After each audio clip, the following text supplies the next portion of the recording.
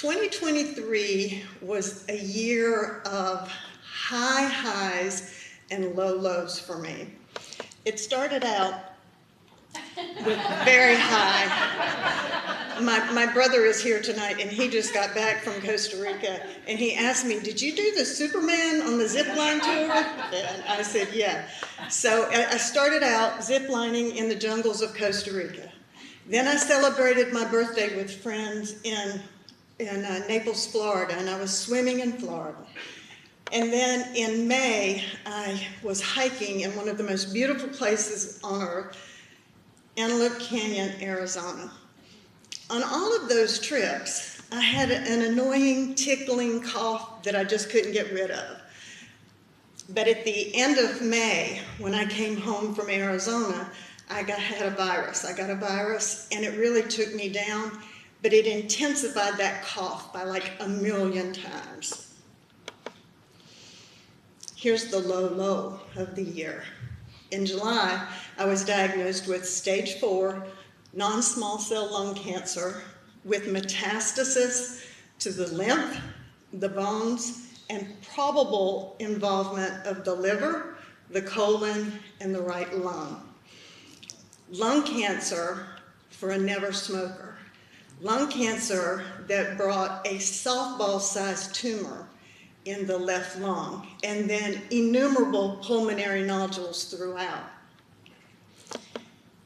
It was inoperable, incurable, and terminal. That for me was the lowest low in 2023. But then the pendulum swung back to another high, and I met my superhero, Dr. Daniel Hegstrom, who is my oncologist at Levine Cancer Center in Charlotte. And our previous award winner, Allison, was my nurse at that time. She's gone on to bigger and better things, but she was with me right from the beginning, and I will love you till the day I die, Allison. I hope that's a long time from now. But Dr. Hegstrom encouraged me not to give up, and we were at a low point in that meeting. Minutes after meeting me for the first time, he had to deliver the worst news of my life, and he's a straight shooter. But he did it lovingly, gently, kindly, slowly, and he encouraged me to do 2 tests. I was kind of done at that point, but he encouraged me and convinced my 2 best friends who are here with me tonight, who are my appointed healthcare advocates, to have this testing done. So I had a biopsy for the biomarker testing, and I had a brain MRI. The brain MRI came back clear, and the biomarker testing identified the mutation, EGFR late stage. And Dr. Hegstrom said to me in September, Sharon, I've got great news for you. There's a drug that has been designed to specifically target your exact mutation, and I think you're the perfect candidate for it. Shout out to the AstraZeneca reps in the room.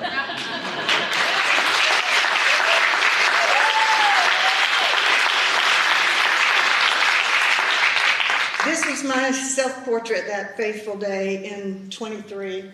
That big blob you see there, which I think it kind of looks like a sweet fish now, but that blob was that softball-sized tumor in the left lung, and the flecking was the innumerable nodules. You can't really see them as well in that image. Last week, I had a scan before I came, and this is what I look like now.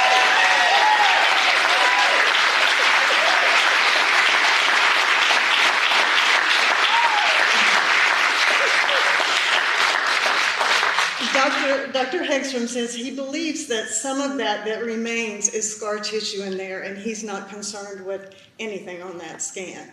This is what regaining and maintaining quality of life looks like, and I'm so grateful. How you think and feel directly affects how you heal. You have to find excellent medical care, And the great news is the Carolinas are filled with superheroes wearing white coats, many of them in this room tonight. But you also have to address the mental torment and emotional anguish, because if you get stuck in the stress, it's detrimental to your healing process. And that's where LCI comes into play, because LCI is here to support us. Specifically, our magnificent Queen Bee, the survivor advocate liaison, Sharon Faw.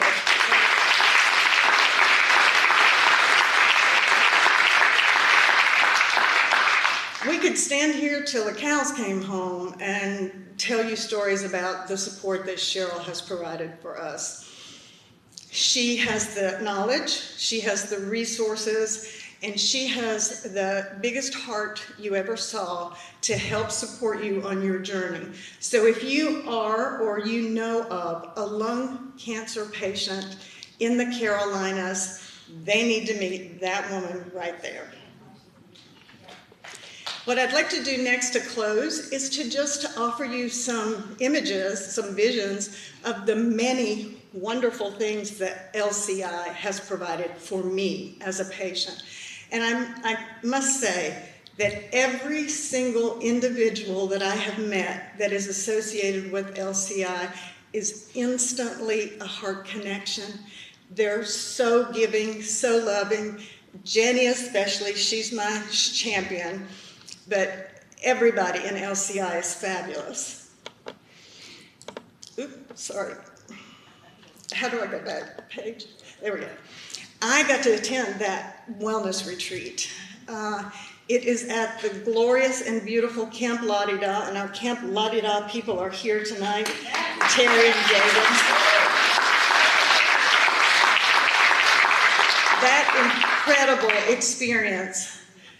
You leave from that weekend with a toolbox filled with how to deal with the stress of a cancer diagnosis, and also with bonds that connect us forever. This is my table of retreat survivors here, and we're bonded forever. We are instant, we call each other sisters. We are that because of this retreat. This retreat is rich, and I encourage any of you that can to go to that retreat.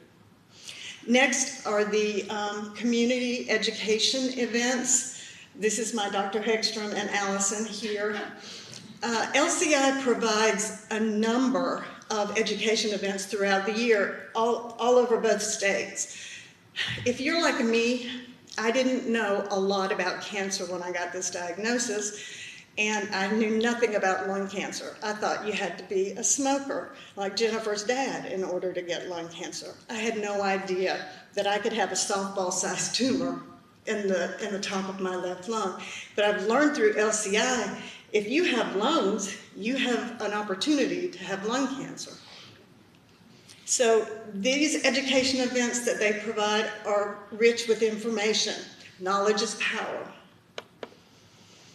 And then there are fun days, the Survivor Celebration Day, monthly luncheons that Cheryl provides for us, both virtually and in person, and then sometimes we just get together socially and have fun. It's a cohesive group, the Survivor group, and it reminds us daily that we are not in this alone. We have each other. The annual Education Summit that they referenced earlier is the brightest and the best in the industry, and they're there to tell us the latest in the cutting edge technologies, the latest in the advances in lung cancer. I really encourage you to go to the summit. It was well worth the time. Then there's the Family Fun Day at Camp La-Di-Da. And interestingly enough, it's happening in 2 days. On Saturday, we'll be gathering again at Camp La-Di-Da, and it's not too late. You can still join us and just come and have fun. You will love Camp La-Di-Da. And then there's the Evening of Hope Gala. That is the culmination of the year. It's a time of celebration, fundraising. As my friend Liz taught me, LCI knows how to put the fun in fundraising. And so, Angela, your work must have been really well. I didn't make it this year, but this was the year before. And I have to mention the beautiful blonde in the middle is the lady that Allison referenced earlier. That was our Caroline. I've recently been given the honor to be an ambassador for LCI. Our mission is to connect, to inspire, and to share, and I'm very honored to have that. Lastly, I'd like to leave you with some of the LCI opportunities that I haven't yet experienced and can't wait to. There is a series of wellness workshops that they have just put together that's based on the science of heart math. And for anyone that needs a tool to deal with stress, this is an incredible one. So if you haven't already signed up, I really encourage you to sign up for this series of workshops. There's the 5K events, the Lunge Forward. We've heard a lot about that. They're peppered out throughout both states. There's the Fall Golf Classic. I don't play golf, but Sandy Rowe and I could drive the drink cart.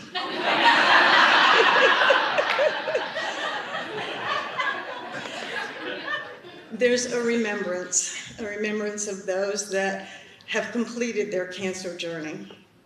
And then there is a poker tournament, which I understand is lots of fun too. So thank you for this marvelous award. Thank you for all you have done for me, LCI, and together we make a difference.